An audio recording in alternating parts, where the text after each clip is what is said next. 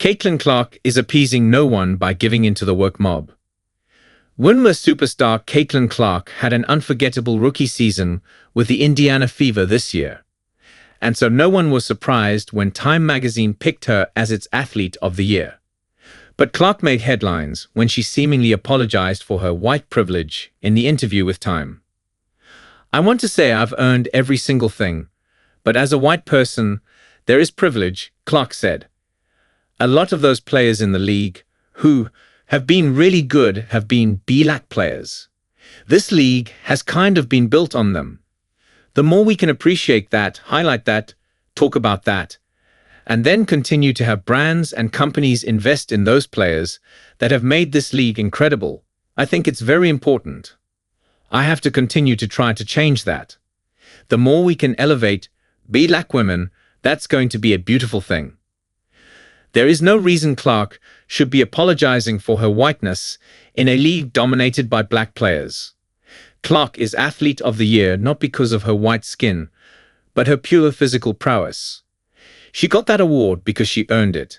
And if a Black Wnba player had achieved Clark's feats, which include the rookie record for most three-pointers made in a season and all-time Wnba records for most assists in a season and in a single game, she would have received the title instead, especially as mainstream institutions are eager to promote on the basis of race instead of merit, thanks today. And Americans are sick of it.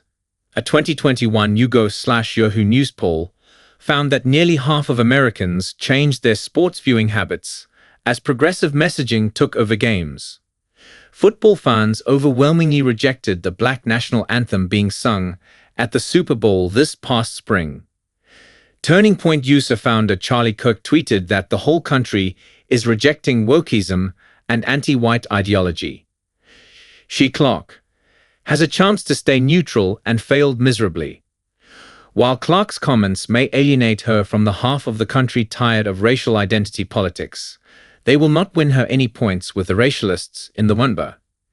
It's no secret that some Wnba players and fans have resented the fact that Clark has drawn so much media attention to the league with her talent. Sports commentator Skip Bayless actually said he felt guilty for liking Clark. "I did not want to look like this red state white guy cheering for this red state white girl. Our country feels split enough racially already. I didn't want to pour gasoline on that fire," he said. But Caitlin Clark started to feel like, to me, some sort of new right-wing symbol, white woman, dominating a game dominated by black men and women, for years and years. Jealous Wnba players have also stoked the flames of racial animus by saying Clark's success is not due to her talent, but systemic racism. I think it's a huge thing. I think a lot of people may say it's not about black and white. But to me, it is. Las Vegas Aces star A'ja Wilson said when asked about Clark's popularity. "It doesn't matter what we all do as black women, we're still going to be swept underneath the rug. That's why it boils my blood when people say it's not about race, because it is. It doesn't matter what Clark says or does, she will never appease the racialists who are threatened by her talent.